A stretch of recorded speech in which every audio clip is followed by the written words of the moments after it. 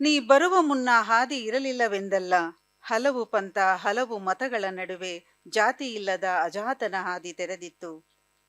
ಗೋಡೆ ಕಟ್ಟಿಕೊಳ್ಳಬಹುದಿತ್ತು ಸುತ್ತ, ದಂಡು ದಳುವಾಯಿಗಳ ಸುತ್ತ ನೇಮಿಸಬಹುದಿತ್ತು. ಗುರುಗಳಾದಂತಹ GSS ಅವರನ್ನ ನೆನಪಿಸ್ಕೊಳ್ತಾ ಈ ಒಂದು ಅವರ ನೆನಪಿನಲ್ಲೇ ಬರೆದಂತಹ ಒಂದು ಕವಿತೆ, ಅವರ ಬಗ್ಗೆ ಬರೆದ ಕವಿತೆಗಳ ಬಗ್ಗೆನೇ ಒಂದು ಸಂಕಲನ ಬಂದಿತ್ತು.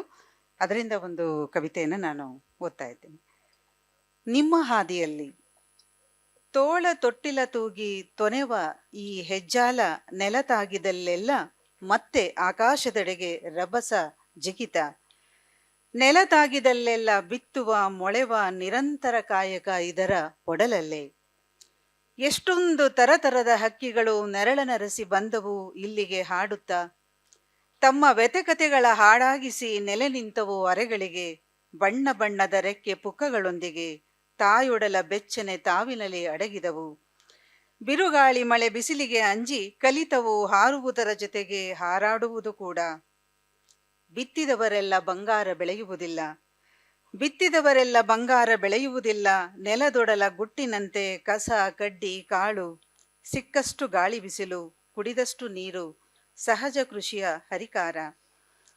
ಈ ಮರಕ್ಕೆ ನಿರಂತರ ಸೃಷ್ಟಿಯ ಆಸೆ. ತನ್ನ ಬೇರು ಸಡಿಲಗೊಳ್ಳುತ್ತಿದ್ದರೂ ಮತ್ತೆ ಮತ್ತೆ ಹೊಸ ಬೇರುಗಳ ನೆಲದಾಳಕ್ಕೆ ಇಳಿಸಿ ಬಿಗಿದುಕೊಳ್ಳುತ್ತದೆ ತನ್ನನ್ನು ನೆಲದೊಡಲಿಗೆ. ಅಲ್ಲೊಂದು ಇಲ್ಲೊಂದು ಮಾವು ಬೇವು ಹೊಂಗೆ ತಲೆ ಎತ್ತಿದವು ಸಿಹಿ ಕಹಿಯ ಸೂಸಿ. ಮರಕ್ಕೋ ನಿಶ್ಚಿಂತೆ, ಬೆಳೆಯಲಿ ಅವು, ನೀಡಲಿ ತನ್ನಂತೆ ನೆಳಲು ಆಶ್ರಯ. ಬರುವ ಹೋಗುವ ಹಾದಿಹೋಕರಿಗೆ. ಎಷ್ಟೋ ವರ್ಷಗಳಿಂದ ಕಂಡ ಸೂರ್ಯಚಂದ್ರರ ಚೆಲುವು ಮಾಸದಿದೆ.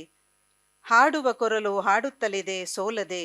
ನೀ ಕೊಟ್ಟೆ ಇದ ತೆಗೆದುಕೋ ಎಂಬ ನಿರ್ಲಿಪ್ತತನ. ನೀ ಬರುವ ಮುನ್ನ ಹಾದಿ ಇರಲಿಲ್ಲವೆಂದಲ್ಲ. ಹಲವು ಪಂಥ ಹಲವು ಮತಗಳ ನಡುವೆ ಜಾತಿ ಇಲ್ಲದ ಅಜಾತನ ಹಾದಿ ತೆರೆದಿತ್ತು.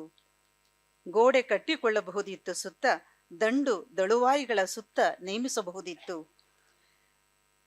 ಜನ ಕೇಳುತ್ತಾರೆ, ಯಾಕೆ ಇವರಿಗೆ ಕಾವಲು, ಯಾಕೆ ಇವರಿಗೆ ಗೋಡೆ. ಗೋಡೆಯೊಡೆಯದವನು ಕವಿಯಲ್ಲ, ಅವನು ನಮ್ಮನ್ನು ಮುಟ್ಟುವುದಿಲ್ಲವೆಂದು.